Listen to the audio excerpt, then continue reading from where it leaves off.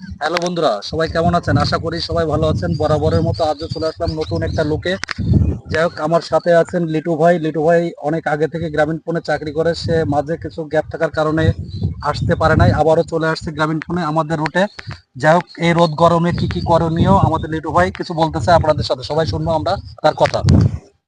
Hello, আসসালামু আলাইকুম।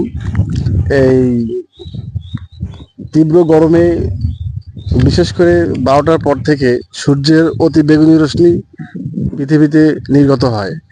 So আমরা সবাই চেষ্টা করব একটু ছায়াযুক্ত জায়গায় থাকা। আর বিশেষ করে যারা শ্রমজীবী মানুষ, তাদের গা থেকে অনেক পরিমাণ ঘাম বের হয়। তো আমি সাজেস্ট করব আপনারা একটু স্যালাইন যুক্ত লবণাক্ত পানি, বা যদি স্যালাইন কিনতে না পারলে একটু চিনি দিয়ে বা লবণ দিয়ে আপনার স্যালাইন যুক্ত খাবার খান।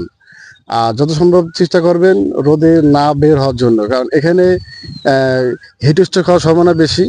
আর বিশেষ করে আমি আরেকটা কথা বলবো যে আপনারা লিচু বা যেগুলো শরীর গরম হয়, পেট গরম হয়, এই খাবারগুলো থেকে বিরত রাখবেন। আপনারাও খাবেন না, প্লাস বাচ্চাদেরকেও দিবেন না।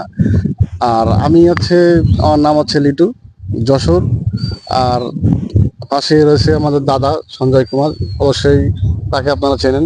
সে একজন আহ, অতিশয় ভদ্রলোক এবং নিষ্ঠাবানের সাথে এই প্রতিষ্ঠানটা চালাচ্ছে দীর্ঘদিন ধরে। তো এই পেজটাকে আপনারা সবাই ফলো করবেন, লাইক দেবেন, এবং বিশেষ করে একটা জিনিস আমি চাবো, সেটা হচ্ছে আপনারা একটা সাবস্ক্রাইব করবেন।